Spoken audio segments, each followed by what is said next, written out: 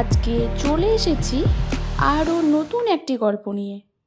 5 জন বন্ধু বনভোজন করতে গিয়ে মুখোমুখি হয় এক অজানা আতঙ্কের। তো চলো গল্পটা শুরু করা যাক। আজকের গল্প বনভোজনের রাত।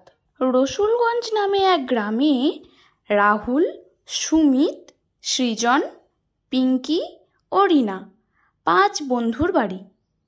তারা নিজেদের পড়াশোনার জন্য একজন এক জায়গায় থাকত, কিন্তু বড়দিনের ছুটিতে তারা প্রতি বছর সবাই একসঙ্গে বাড়িতে আসতো। প্রতি বছর তারা এই সময় 5 জন মিলে পিকনিক করতে যায়। এই বছরও সবাই বাড়ি ফিরেছে। একদিন তারা সবাই মিলে দেখা করলো। সৃজন বলে উঠল, "কি রে, এবার পিকনিক স্পট কোথায় ঠিক করলি?" পিঙ্কি বলল, "হ্যাঁ, এটা তো এখনো ঠিক করা হয়নি, আর আমার কিন্তু এবার বেশি দিন ছুটি নেই, তো চল ঠিক করে ফেলি।" রাহুল বলল, "হ্যাঁ, তাহলে বল, এবার কি নদীর পাড়ে যাওয়া যাবে? কি বলিস?" সুমিত বলে, "না না, নদীর পাড় আমার একদম ভালো লাগে না, অন্য একটা জায়গা দেখ না ভাই।" রিনা বলল, "হ্যাঁ হ্যাঁ, নদীর পাড়েই চল, আমার একটা দূর সম্পর্কের পিসিমণির বাড়ি নদীর পাড়ে, তো ওদের বাড়ি থেকেও ঘুরে আসা যাবে।" শেষ পর্যন্ত সবাই ঠিক করলো রিনার পিসিমণির বাড়িই যাবে। পরদিনই সকাল সকাল বেরিয়ে পড়ল 5 বন্ধু মিলে। রিনার পিসির বাড়ি তাদের গ্রাম থেকে বেশ অনেকটা দূরে। ট্রেন থেকে নেমে তাদের জঙ্গলের পথ পেরোতে হবে। রাহুল ঘড়ি দেখল, সময় তখন সন্ধে 6টা। তারা ট্রেন থেকে নেমে পড়েছে। পিঙ্কি বলল, "কি রে রিনা, এখান থেকে রিক্সা এখন আর পাওয়া যাবে তো?"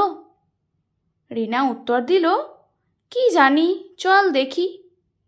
তারপর তারা রিক্সা স্ট্যান্ডে গেল, কিন্তু কোনো রিক্সা পেল না তারা। অগত্যা তারা হাঁটতে শুরু করলো।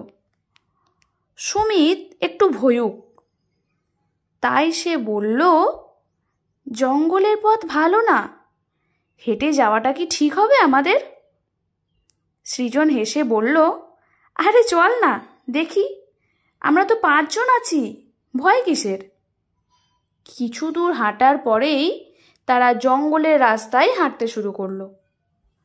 যতই হাঁটে ততই তারা আরও ঘন জঙ্গলে প্রবেশ করতে থাকে। চারিদিকে অন্ধকার, ঝিঝি পোকার ডাক শোনা যাচ্ছে। হঠাৎ পিঙ্কি কিছু একটা আওয়াজ শুনতে পায়। সে বলে, "কি রে, তোরা কি কিছু শুনতে পাচ্ছিস না?" রিনা বলে, "হ্যাঁ হ্যাঁ, আমিও পেলাম।" তারা আর সময় নষ্ট না করে দ্রুত পা চালায়। কিছুক্ষণ যাওয়ার পর অন্ধকার ঝোপ থেকে 2টো জ্বলন্ত চোখ দেখতে পায় তারা। ধীরে ধীরে সেই চোখ তাদের দিকেই এগিয়ে আসছে। তারা জোর চিৎকার করে, ছুটতে শুরু করে। কিছুক্ষণ পর রিনা তার পিসেমশাইকে দেখতে পায়। সে তাদেরকে নিতে এগিয়ে এসেছিল। তারপর তারা স্বস্তি ফিরে পায় ও গন্তব্যস্থলে পৌঁছায়। পরদিন তারা সকালবেলা নদীর পাড়ে বেড়াতে যায়। রাহুল জিজ্ঞেস করলো, "রিনা, তুই আগে আমাদের এত সুন্দর জায়গার কথা বলিসনি কেন?"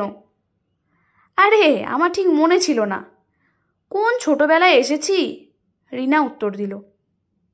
সৃজন বলল, "চল, আজকে রাতেই বনভোজনটা করা যাক, কি বলিস রাহুল?" সবাই রাজি হয়ে যায়। সন্ধেবেলা সব জিনিসপত্র নিয়ে তারা নদীর পাড়ে হাজির। তাঁবু খাটানো হয়েছে। সবাই রান্নার তোড়জোড় শুরু করে দেয়।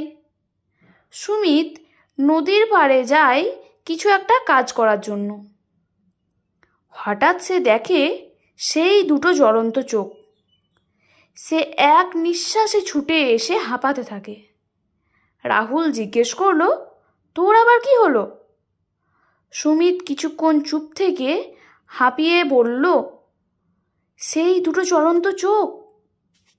তারা সবাই সেখানে যায় দেখবার জন্য, কিন্তু কোনো কিছুই ছিল না তখন। তারপর রান্না বান্না শেষ হয়, খাওয়া দাওয়া শেষ হয়।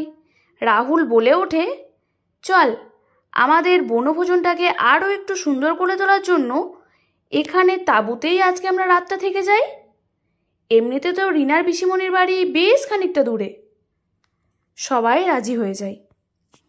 সবাই তাঁবুর মধ্যে ঢুকে পড়ে। মাঝরাতে পিঙ্কির ঘুম ভেঙে যায় কিছু একটা শব্দে। সে সাহস করে বাইরে তাকিয়ে দেখে একটা কালো অবয়ব, সঙ্গে সেই দুটো জ্বলন্ত চোখ তাদের তাঁবুর চারপাশে ঘোরাঘুরি করছে। সে চিৎকার করতে পারে না। পাশেই ছিল রাহুল। পিঙ্কি ডাকতে শুরু করে, এই রাহুল, বাইরে দেখ। কি রে, দেখ। কিন্তু তার ঘুম ভাঙছিল না। আবারও ডাকে।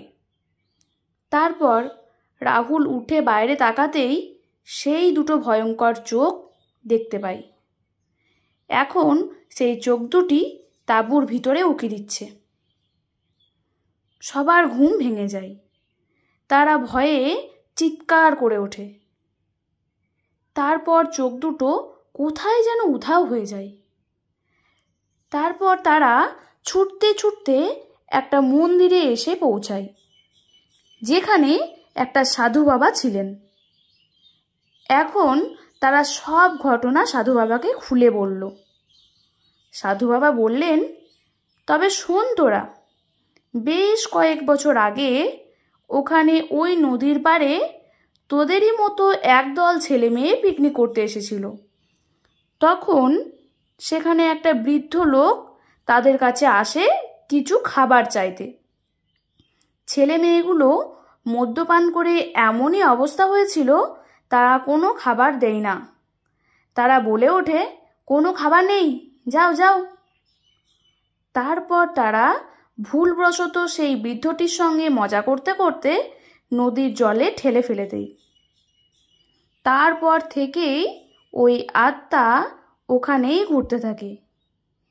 কেউ যদি ওই নদীর ধারে পিকনিক করতে আসে, তাহলে ও নানাভাবে আটকানোর চেষ্টা করে। তারপর রাতটা সেই 5 বন্ধু মিলে মন্দিরেই কাটায়। পরদিন সকালবেলা পিসির বাড়ি ফিরে যায়। তারপর সেখান থেকে খুব সকাল সকাল তারা বাড়ি ফিরে যায়। ধন্যবাদ। আমার গল্পটি তোমাদের যদি ভালো লেগে থাকে, তাহলে চ্যানেলটিকে সাবস্ক্রাইব করে লাইক, কমেন্ট, শেয়ার করে আমাদের সঙ্গে থাকুন।